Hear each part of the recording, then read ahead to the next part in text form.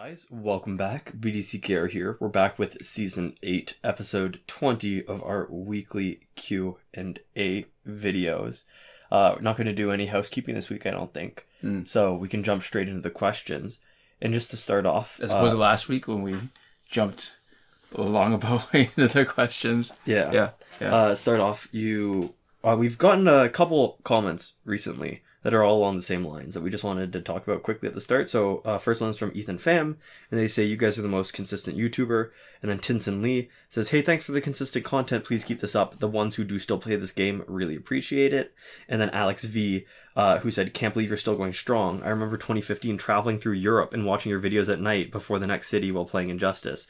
Good old times. I don't play anymore, but I really appreciate your effort.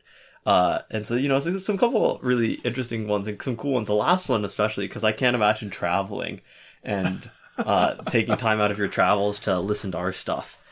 Well, I guess if it's commuting, right? Because when you're traveling, some of it is not the fun kind of traveling. That's true. Some of it is just getting from one spot to another, which is like when you're going to work. I guess so. Do you remember that there's that one year where we actually went to Europe? Yeah. And we couldn't film. Mm-hmm. I mean, I guess in a lot of ways, because we've changed our setup so much, we probably could film now if we needed to. We just haven't been going anywhere. Yeah. But we did have content. We might be able to film, but it would be hard to. It would be probably more work than it's worth considering the number of people that are still watching. Mm-hmm. And I think part of... I keep on coming back to this, and it's funny to me that it... Remember when we had the discussion a long time ago about whether it was worth going on Patreon or not? And what it would mean, and how it originally felt like double dipping back when we probably would have been more successful having the Patreon. Yeah. And I consciously wanted this to not have the kind of effect, but I feel like part of the reason why I'm more motivated to be consistent is because of the people who, despite any expectation otherwise, still support us directly. Yeah. By being patrons. Yeah, because it's really kind, and because all the other ways of engaging with us, I think there's sort of two ways that I can see and get a really good sense of somebody really liking our stuff, which is if they're commenting consistently, if they're sort of engaging in dialogues with us consistently, and sort of being a part of our community in that way. And then the other way is people who are supporting us on Patreon, because those are the sort of two things, that an investment of money or an investment of sort of time. And sometimes it overlaps. Yeah, and sometimes both. Well, I'm assuming that anybody who's supporting us on Patreon likes us, but there's those visible ways of seeing it, because people might watch our videos, but we don't actually get any of that interaction with the viewer unless they tell us, right? They have to sort of opt into letting us know that they're engaging with our stuff. So I think Patreon is one of the, and it's much less about the money and more about being able to see that that's how people are engaging, and like a sort of a shorthand for how they're engaging with us. Because, the money has helped. We bought the mic that we're currently using with it. It's subsidized, any cost that we spent on it. And we've made, the money back, or we've gotten our values worth out of this mic several times over. Right. Well, especially, we got it before the pandemic. Remember how the prices went, the prices went up a little bit, but then the availability just disappeared. Went way down. Yeah. So we've gotten our value out of it, and I use this mic, almost every day, actually. But yeah, no, so there's been a lot of ways that the Patreon has sort of supported us directly in that sense, right? And investing in the channel. But also just more generally as a shorthand for seeing how people like our stuff. And I guess what that is to say is that if you like us and you want to support us, not to say that you have to support us on Patreon too, because there is the option of just consistently engaging with us and commenting so we know you're there, but that we do see all of that stuff, whatever it looks like for you, and we do appreciate it and notice it. Yeah. What's the other thing, I guess, is that because it's almost ridiculous that it's been almost a year now with the pandemic restrictions, but it's actually been, for all the other ways that the pandemic has been hard, it's actually been easier to be more consistent. There was a time when we were doing these, and my work had some irregular days, so doing updates on Thursdays, that was hard. We started doing it because it seemed like there was real demand for it. It made a lot of sense. And when we got off our butts and finally sort of worked to fit it in our schedule, it was still a struggle every week, because getting it done after work that late, it was a bit of a strain. Now that with the pandemic, my work no longer has late days; it's all consistent hours. And it's having access to a lot of like doing work from home means that there's more days in the week where I have access to the stuff, so I can let some coding happen in the background while I'm doing work. Yeah. If anything, it's actually been like it is funny, right? Like how it's. I mean, I read about this, but that when you're in a position where you're already kind of well off, you're more likely to, as long as you're lucky enough not to get sick, you're more likely to actually not be hurt financially by the pandemic restrictions. And we're seeing it. Yeah. Yeah. Yeah, so it is interesting because I think for all of, we've talked about before how it's had different effects on, different people. Mm-hmm. And for all the ways that it's hard for everybody, I think most of the ways that it's hard for us is the same ways that it's hard for literally everybody else, right? With the exception of obviously people, depending on the country that you're living in, you literally have different like restrictions in place and different modes of behavior that are appropriate depending on where you are. Right. Some hardly any restrictions, right? I mean, some countries have really got it down. Like New Zealand and Australia. Yeah. Even parts of Canada where we are. But yeah, there's some countries that have stuff. There are some sort of areas of countries that have stuff down in a really different way.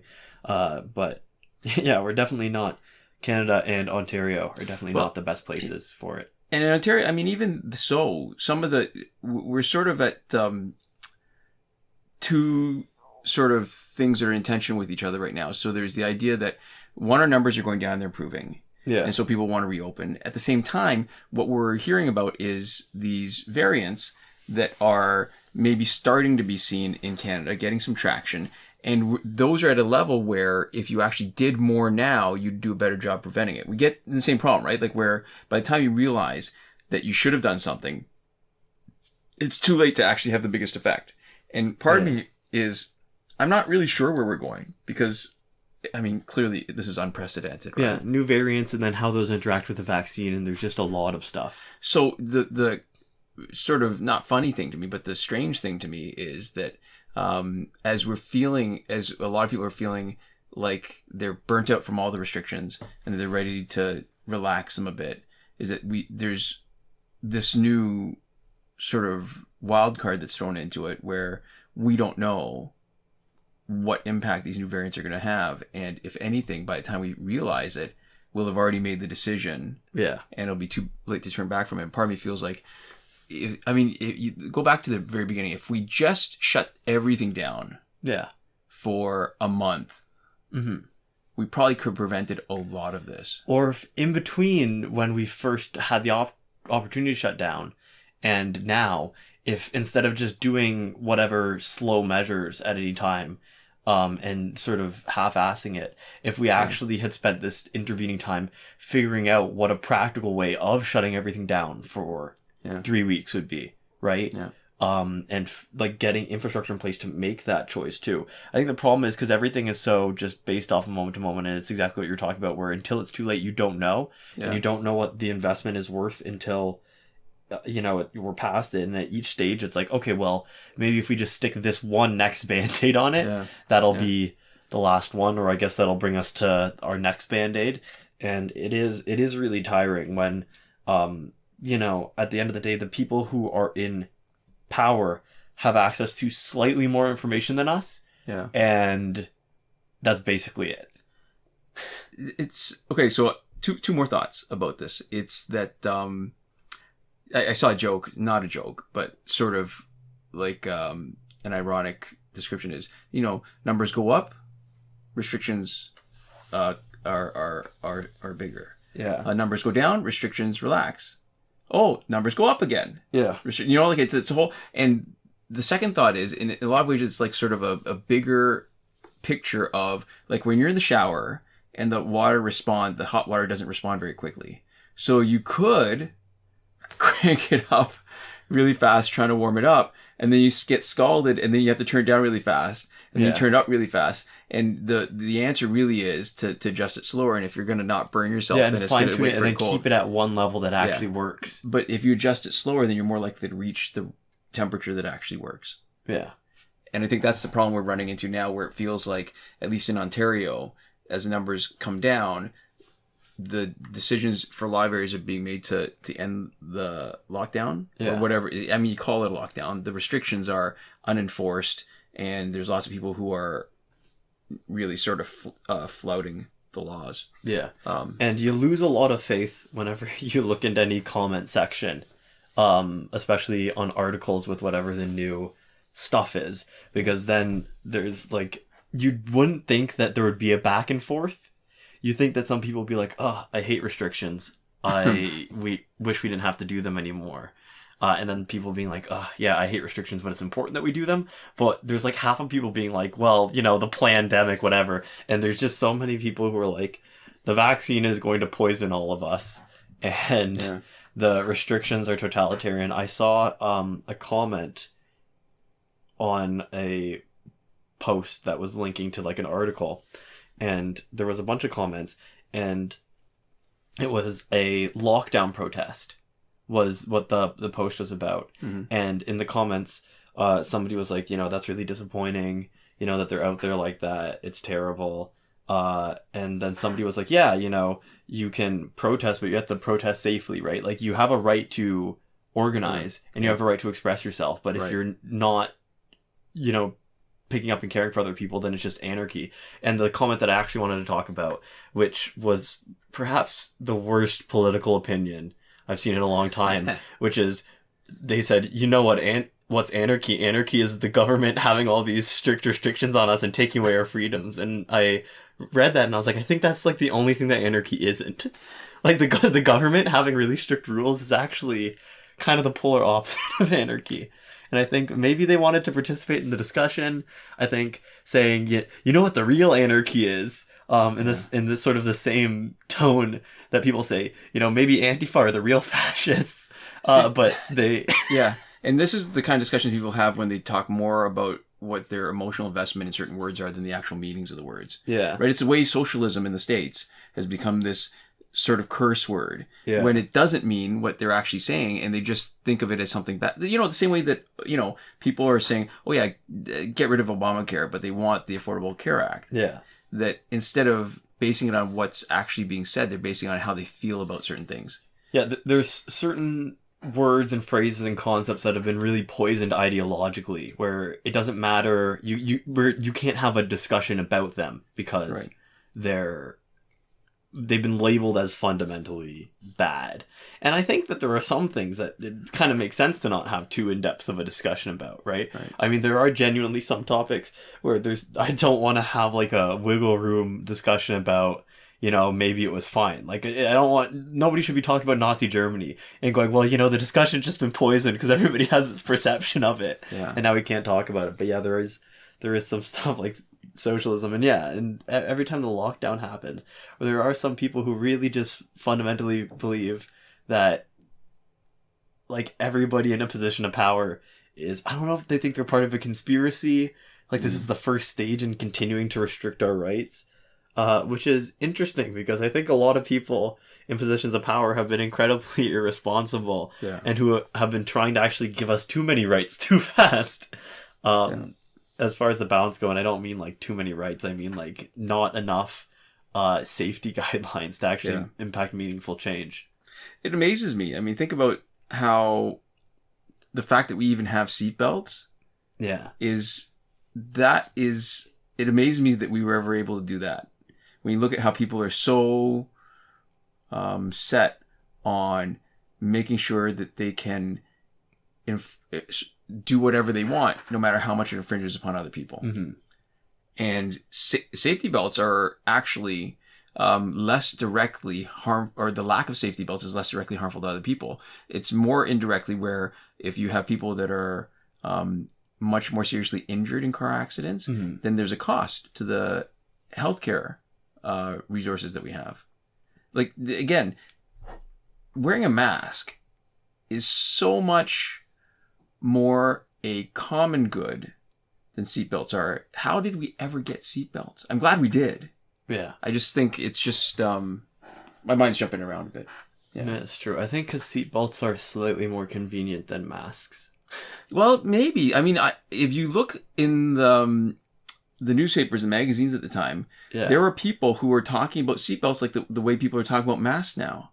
That they don't want the government to decide what they do. It's their own choice. It's all these things. It's I want to say nuts, but it feels like a very ableist kind of thing to say. Yeah. It is just ridiculous.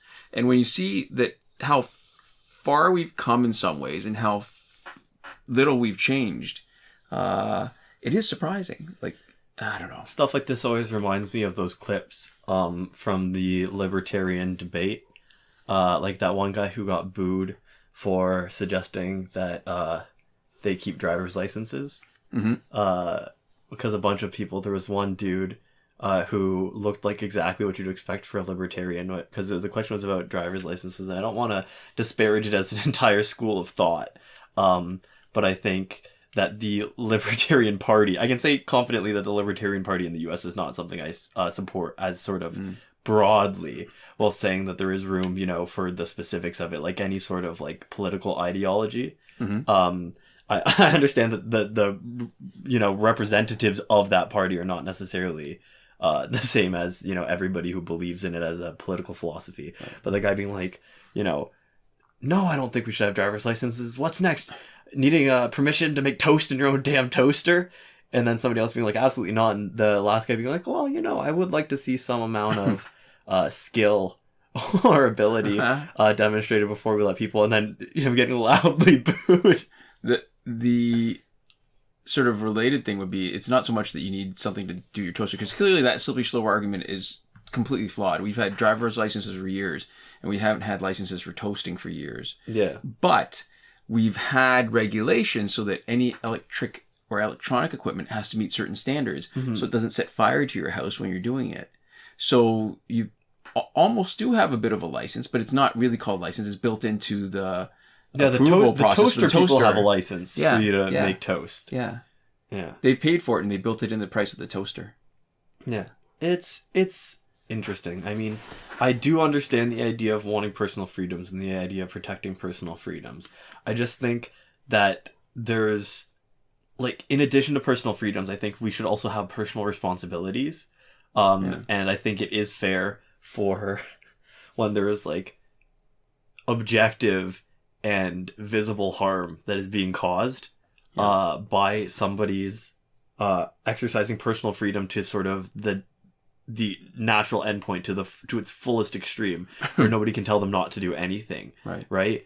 And I think we've decided as people that there do need to be things like laws, and that they're actually, like, for not having the world fall apart, that there needs to be a certain amount of top-down implementation of order. And I think depending on who you are and what your political ideology is, that can look like a lot of different things. Right. I think, right, like, you can have people talking about, like, anarchists and, like, the idea of collective, like, mutual aid, right, and working in groups like that, and you see that, and you see, like, socialism applied to, like, kibitzes and whatever. There's a lot of ways to, like, organize how to set up the rules and who gets to set them. And I think it's totally fine to say, I don't think this person should be setting this rule.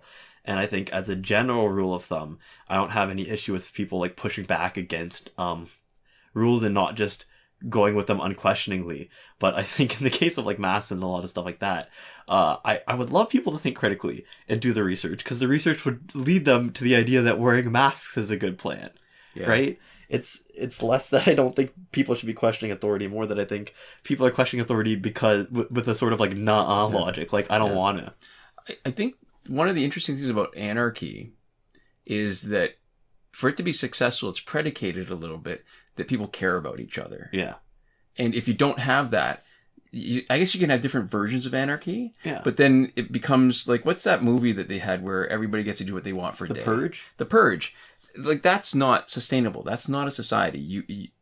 That's one sort of narrow type of anarchy where people don't care about each other that would quickly collapse upon itself with maybe a couple of really strong groupings or factions that survive because they've subjugated everybody else to their will.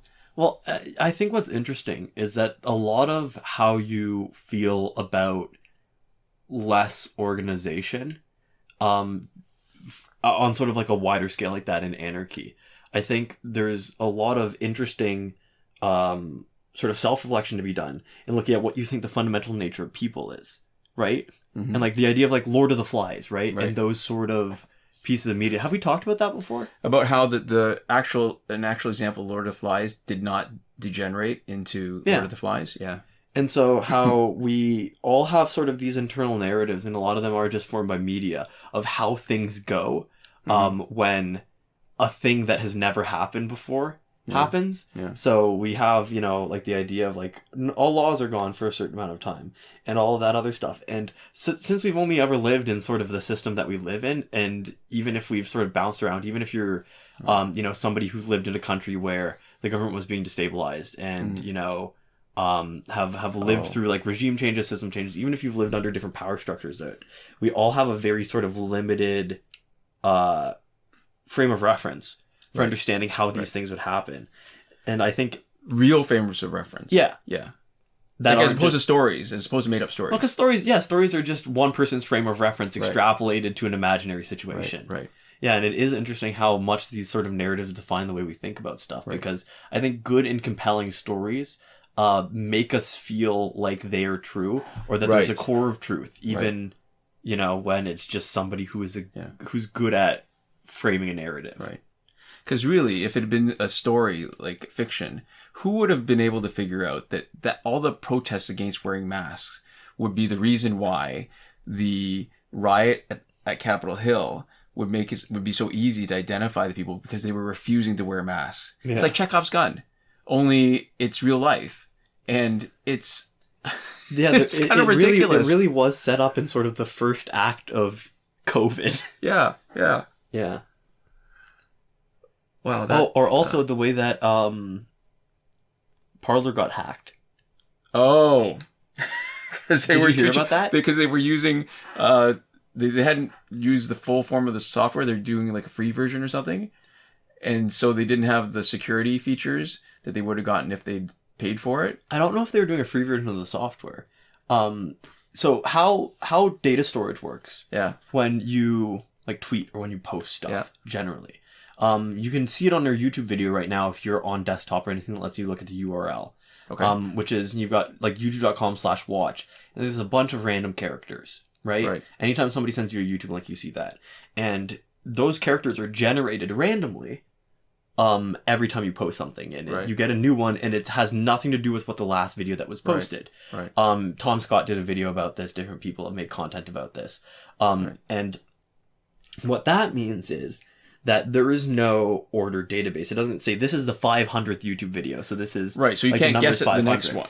The way that Parler did it was that they organized each new piece of content being posted, and the new URL, the location for it, was generated serially. Mm-hmm. So there was a way to reverse engineer it and say, okay, well, this new post that just happened is like the 500,000th post. Right. I'm just going to take one off this number in the URL and see what the last post was, and see what the post before that was, see what the post before that was.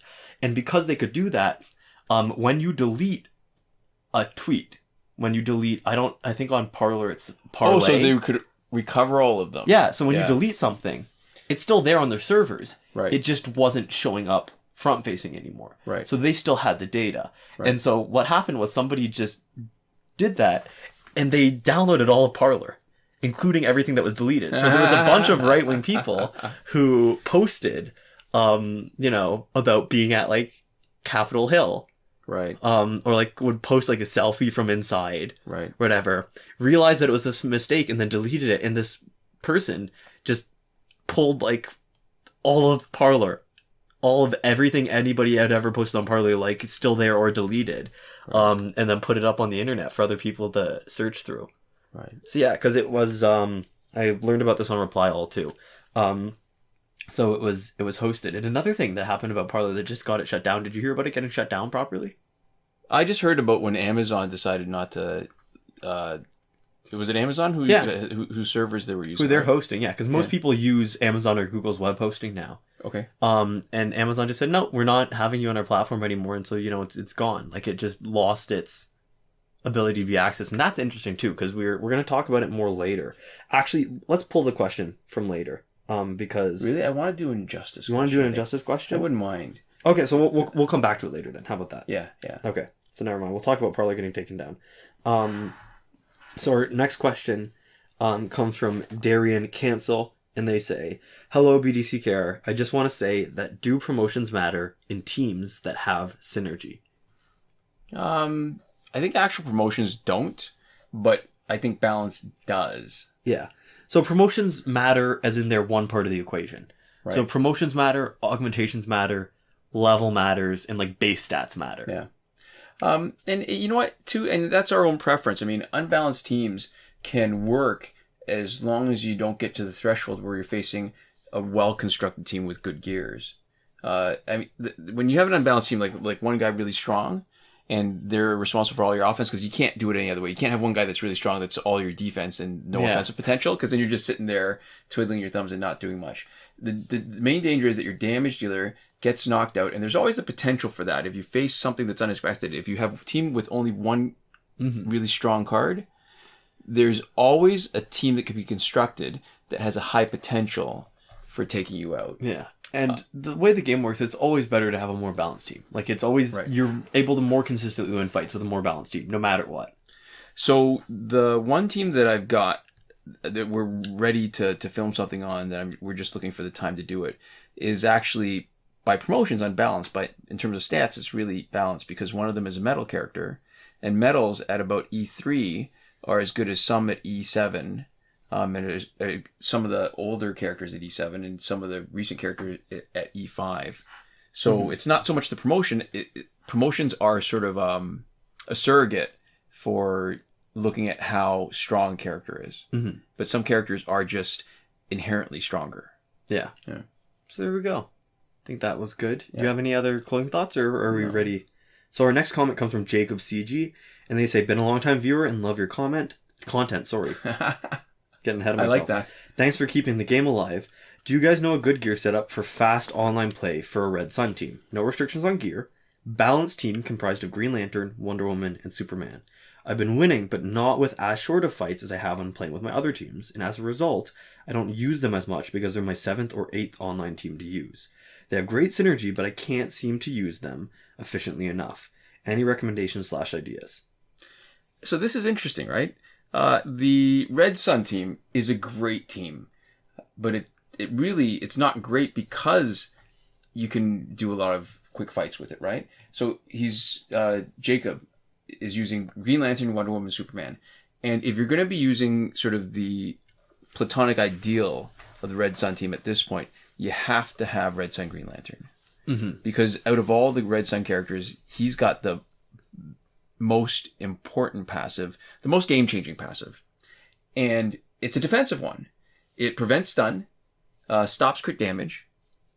Nothing about that is going to make the fight faster, but everything about that is going to make the fight harder for the other team to beat you because they're dealing less damage. Yeah. And this was, I mean, back in the day when everybody was running Luchador Bane and everybody was taking advantage of Cloak of Destiny, it made a huge difference because everybody was afraid that when Luchador Bane tagged in, he would stun you, knock you out, do no splash damage, so everybody else would come in with only 1 health.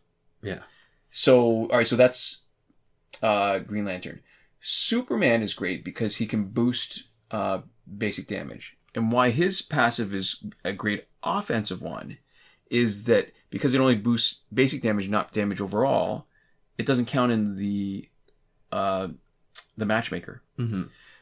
The problem with that, though, is that in the world, there was a huge shift in the game strategy when Tanty Totem and Master's Death Cart were introduced. Yeah. You've got way more potential for everybody, aside from Arkham Origins Batman and Batgirl coming in, or Batgirl team coming in with power bars already. Yeah. So, whereas it used to be that a basic attack team could be fast and was the fastest, now it's actually specials team. So you boosted his basic attack. His basic attack is good. If you're going to rely on basic attack, you'd have faster than otherwise fights. But they're still not, basic attack teams are still not as fast as specials teams. Yeah. And Wonder Woman, her energy boost is good, but it's not fast enough. Her power gen, sorry, not energy, her power gen boost is good. But again, it's not fast enough to get you to a special, unless you're relying on the same Tanty Totem Master's Death Gear. Yeah. And the guys that he's not using, so Batman is the unblockable chance of special 1. That's good, but special 1s don't do enough damage. Mm-hmm. But it's good that they're unblocked because blocking would slow your fight down. Deathstroke's speed boost doesn't really make the fights go any faster because specials don't go any faster, and specials are where it's at. And then Solomon Grundy. Do we need to say anything about Solomon Grundy? No. Yeah. All right. Not fun to play with. Yeah. Not not a good passive. Yeah. Yeah. So there we go. Yeah. Unfortunately, not the fastest team. Hard to make that one like a real sort of grinding team. Yeah. A lot better in defense. Yeah. So we've got a question, or I guess more of like an overall comment from Shawn Farrell, one of our Patreon supporters. Here's the overlap. Mm-hmm. Here's where the participation and the support on Patreon. Exactly. And it's a good comment and it's worth looking at. So this is, being an American citizen and a Canadian permanent resident, my view on the healthcare. I was a local number 638 steam fitter in New York with excellent medical coverage. If you have good coverage in the US, you cannot beat the healthcare. Virtually no wait, top tier doctor, MRIs the next day, and so on. Being in Nova Scotia, I can say the healthcare is horrible in comparison. I do think it's great that everyone is covered, but there are no doctors available. The wait times for just a general doctor visit is over a month from the day you call for your appointment. We are lucky we even have a family doctor. My wife grew up here, so her doctor took me and our children as patients. The only benefit I see to the Canadian healthcare system, and it is a big one, is coverage for everyone. But sadly, that's where it ends. We were staying in Cape Breton for a week, and my wife had to be rushed to the hospital with extreme heat stroke. In the ER, there was just one doctor and a few med students. We never saw a doctor, just a student. I'm assuming each province has different issues with doctors and availabilities. Nova Scotia is really bad. If they somehow find a way to first keep doctors from leaving Canada for more money elsewhere, and can then start enticing more doctors to open practice here, the healthcare system would be awesome. Hopefully, one day the powers that be will find a way to make that happen. So it's a good comment, it's good insight, and it is a really interesting perspective, because I think that is sort of, when you look at the comparison, right? When you look at when most people sort of try to detract from Canadian healthcare, right. Especially like when Americans say, well, we don't want to do what they do in Canada because it's bad, right? You hear Trump saying stuff along that lines. It really is saying, the wait times are pretty terrible, and that it's harder to get access. And I think the point that Shawn makes to start off, that it is very different depending on what area you're in. Yeah. And it can be a lot better or a lot worse depending on sort of your province, is very true. And it's not even the province, even within a province. It always makes me think of this one quote from William Gibson, who wrote Neuromancer. This is, I always come back to this, and I had to look it up to get the exact wording. So he did, he said, the future is already here. It's just not evenly distributed. Yeah. And that is true for so many things. Healthcare being absolutely one of them. And I'm going to give my counterexample is that, so we're in the GTA. Yeah. When I need an appointment with my doctor, I can usually get it within 2 days. Yeah. Because, you're talking about New York. I think the best place to compare in Canada for New York would be Toronto or Vancouver, right? Yeah. In terms of major cities. So, unfortunately, New York to Nova Scotia, if you move out anywhere rural, I think healthcare quality definitely declines. Yeah. And the interesting thing, too, is from your perspective, if you don't have to wait for stuff, that's great. But when there's going to be an uneven distribution of resources, then you're going to need to wait for certain things. And that makes sense. But if the stuff that's critical, like if you needed to wait for knee replacement, it's not great. Yeah. But it's different than if you had to wait for chemotherapy. Mm-hmm. And talking about next day MRIs is interesting, too, because in terms of MRIs... Like, unless you are near a big hospital, smaller hospitals don't have MRI machines. Right. Like, a lot of them. Like, MRI machines are expensive equipment. They cost a lot to maintain. Yeah. And they're used, like, a lot for, like, research stuff. Like, I'm learning about that in my, like, program.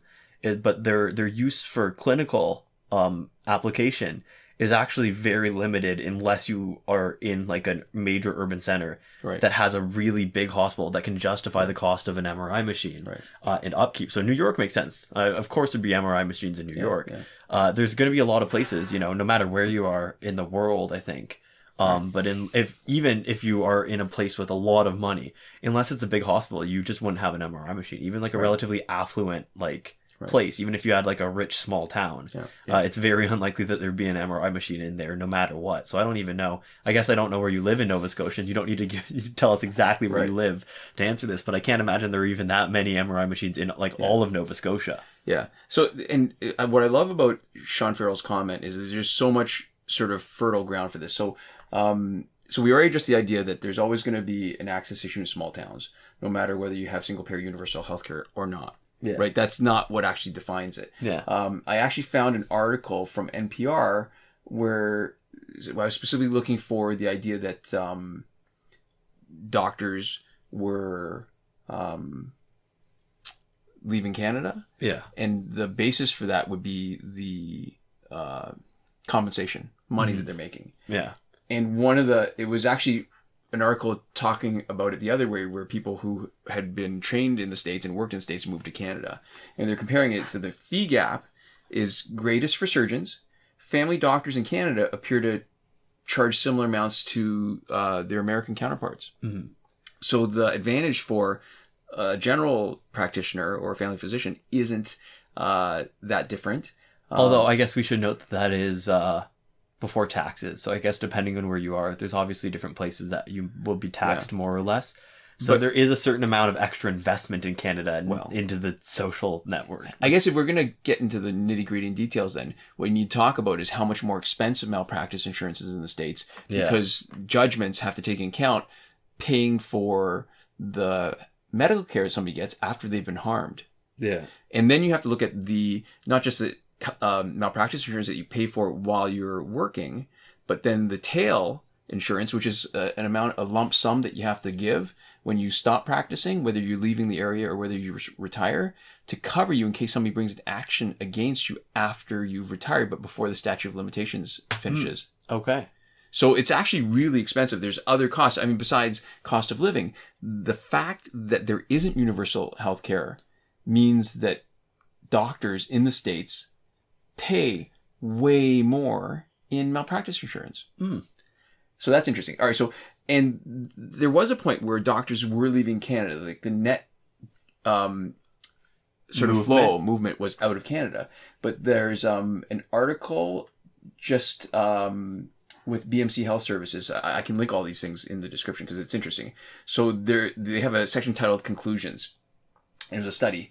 So this 4-decade retrospective found considerable variation in the migration patterns of CMGs, which is Canadian medical graduates, to the U.S. CMG's decision to emigrate to the U.S. may be influenced by both push and pull factors. The relative strength of these factors changed, and by 2004, more CMGs were returning from abroad than were leaving, and the current outflow is negligible. This study supports the need for medical human resource planning to assume a long-term view, taking into account national and international trends to avoid the rapid changes that were observed. These results are of importance to medical resource planning. Mm-hmm. So it's actually not happening. And I think the problems that we're seeing are a combination of a couple things, right? Or a bunch of things, but I think the two things that sort of inform our experience, or it's Shawn's experience specifically, is that there just aren't enough doctors. Mm-hmm. And that comes down to not how people are paid, because they're paid well enough. Doctors are staying here when they're trained here. Net flow is pretty much even. But government controls how many people graduate from medical school. Yeah. You can't increase medical school positions without having a place for them to go, which is residency training. And that requires government funding for the positions at the hospitals, either directly or indirectly. Yeah. Right? The hospital, if their global budget doesn't increase to add more residency trained positions, you'll have lots of medical school graduates. It'll be like law school. You have a bunch of people who graduate from law school and not enough jobs for them. Yeah. So that's one thing. The other thing is, William Gibson, right? Uneven distribution. So you need to make it more attractive for doctors to practice outside of large urban centers, right? Mm-hmm. Like Toronto, like New York. Practicing in big cities is attractive, and it's not just for lifestyle, which is great, right? Because you have access to so many different cultural things. Yeah. But also for specialty support. So doctors, like a lot of other people, nobody likes working without backup when you're in a situation where you're going to need backup a lot. Mm-hmm. And if you want the specialists to handle the things when you can't, how many places have neurosurgery? Toronto's got like at least 2 trauma centers with neurosurgeons on call. So that's St. Mike's and Sunnybrook. And if you need a neurosurgeon, if you need brain surgery urgently, you're SOL unless you're in a big, either a university center or an urban center, someplace with a large enough population to support where you can send people to sort of the secondary people to check them out. Right. And I think also having more people that need treatment in a given area for whatever type of thing that you're doing. Yeah. So if you have your own practice, right, and you're doing like fee for service, right, obviously you want to be in a place where you have more people who need help than you can help, right? So that you have, you can fill your schedule up as much as you want and then some, and then potentially also even be, even a little selective. Yeah. Have that option and flexibility. And I guess the problem for Shawn Farrell is that a lot of Nova Scotia is much more like small town medicine than it's not. I mean, you've got some cities, right? Yeah. So you've got a university town with Dalhousie, in Halifax, I think. But a lot of Nova Scotia is going to be underserved. Yeah. And a lot of people, end up working and living where they train. It's just one of the things that we see. But then what it means is Nova Scotia has to train more medical school generate more medical school grads. Yeah. And I touched on this earlier, but really, in Canada at least, again, maybe there's a wait time for hip replacements or knee replacements, but if you show up in the emergency with chest pain and a history of coronary artery disease, you get your stent or you get your bypass quick. If you're stable and you're not decompensating, you wait a lot longer. Yeah. But I think the ability to triage with the resources that we got, and we're seeing it on a different scale with COVID-19, right? When we're running out of room for ICUs. ICUs. And this goes back to the fundamental thing that I was talking about earlier, where the biggest thing to me before we talked about the numbers when COVID-19 was first starting is I have never in my life seen a first world health system in a country get overwhelmed. Mm-hmm. And we saw it in Italy. And to me, whatever other numbers you can talk about, none of that really matters. Mortality compared to flu, whatever, like the infection, fatality rate. The fact that Italy was overrun by COVID was the biggest warning sign. It's like it's never happened in my lifetime. Yeah. Yeah. And I think speaking to Shawn Farrell's personal experience, it's probably true actually that if he had really good coverage in America, it's entirely possible that even compared to a place like, Toronto, even if you've got, good coverage here, that if you have like really sort of excellent coverage in America, you might be getting stuff faster. Yeah. And there might be a little bit of a higher standard of care.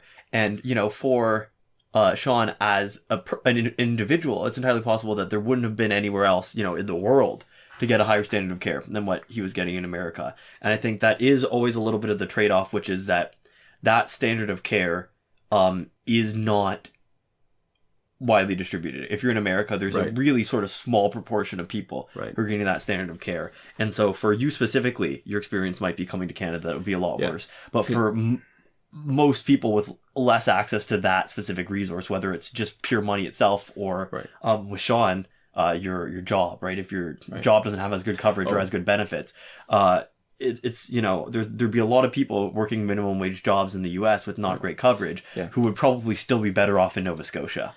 So here's the thing with if you look at outcomes and cost, the United States is by far the most expensive per capita, so per person, most expensive healthcare system. And it is also one of the worst when you look at outcomes and you're looking at mortality, how long people live.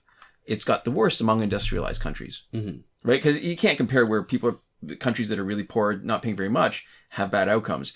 Not expected. It's not unexpected. But when you've got rich countries, life expectancy is, for the amount of money that the United States is paying, you'd expect much better. The problem is a lot of it when you don't have single payer healthcare, a lot of the money is taken by that middle layer that sits in between the healthcare providers and the funders that decide, oh, you don't get this, you don't get that.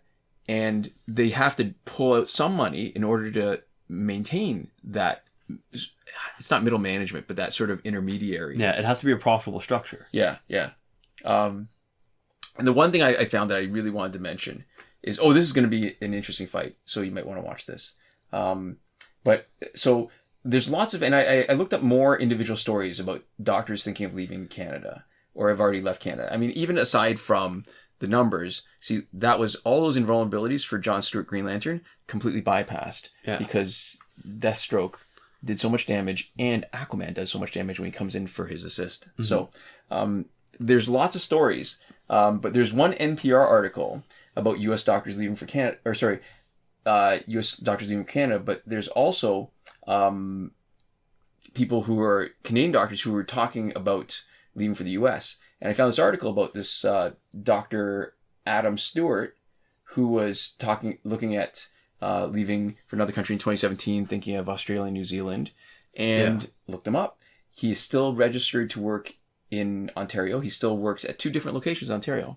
So a lot of that discussion sometimes it's rhetoric, and I don't want to say it's empty rhetoric, but sometimes it's because that's how they feel at the time, but nothing actually ever happens, or they ultimately decide that it's not worth it because of all the other things that practicing U.S. would mean. Yeah, because it makes sense that people stay where they train, because you have sort of connection to people who are coming into the field at the same time as you. Right? So for like referrals and stuff, you have more of a connection to the community. There's a lot of reasons to stay wherever you end up. Right. And then once you're already established somewhere, moving is a lot. Right? Not to mention all the social reasons why you might not want to move that are just like for a person to not want to move. Right. But even specifically as a doctor, there's a bunch of other reasons why you might want to stay where you are once you're there. And I think, going back to the original comment, Local 638, I mean, that's nomenclature. I'm going to assume that that's a union. Yeah. And I think unions are really important, and unions are part of the reason why workers' rights are where they are, and not even worse. But that we actually need more unions. I think if part of the reason why Shawn had good access to healthcare was because of that, we need to be doing more, not less, to make sure people have the same kind of access to secure jobs, good benefits, and access to healthcare, access to food, access to shelter, universally. And there is another, I found some union stats where that in 2020, union membership rate as a percentage went up a little bit. Yeah. But that was because there was a huge loss of jobs, and there were more people losing jobs that were non-unionized than unionized. So everybody lost jobs. There were fewer people who actually had a unionized job, but because non-unionized jobs disappeared way faster. Proportionally, they were bigger. They ended up being bigger. Yeah.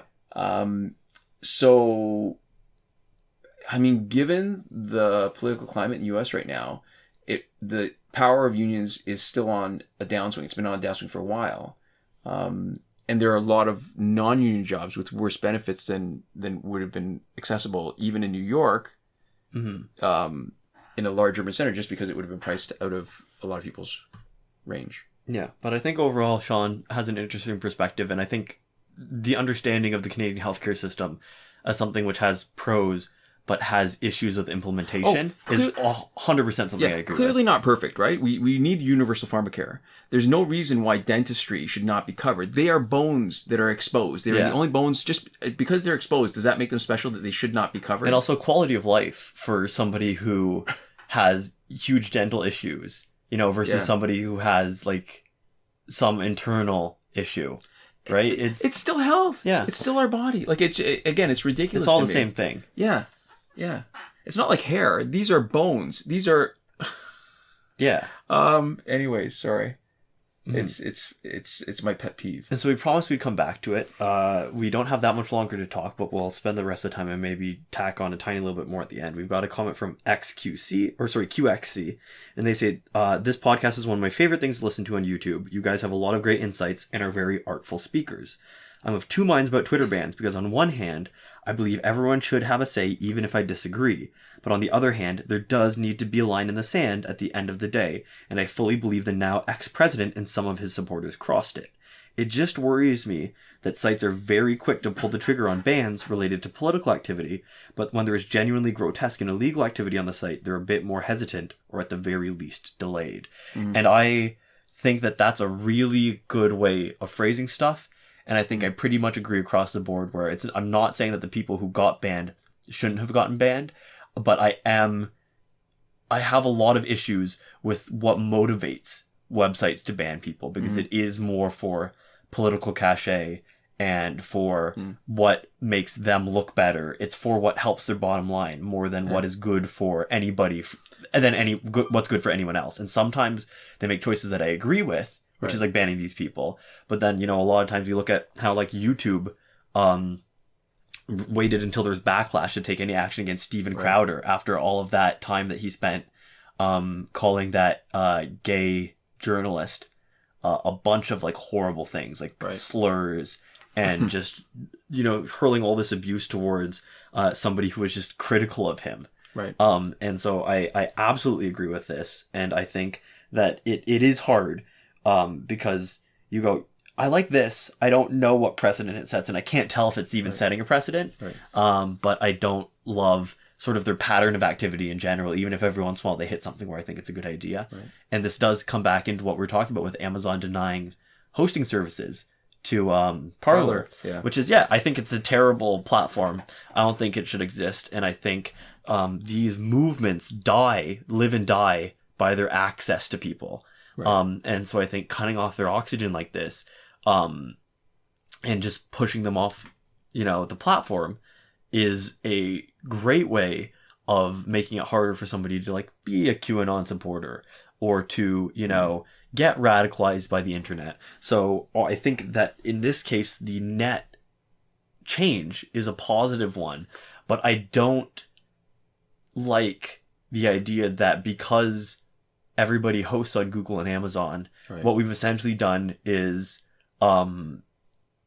given them close to a monopoly on what websites are allowed to exist. And until you're big, right, while you're starting out, until you have enough resources to justify having all your own servers and stuff and sort of, you know, starting from the ground up like that, Google and Amazon do essentially get to determine who gets to have content on the internet. And I think this is why I agree with you that it's the situation we're talking about is a problem. But I think the solution is a different one, because the source of the problem, like the fact that the bans can be arbitrary like that and up to somebody who without any oversight.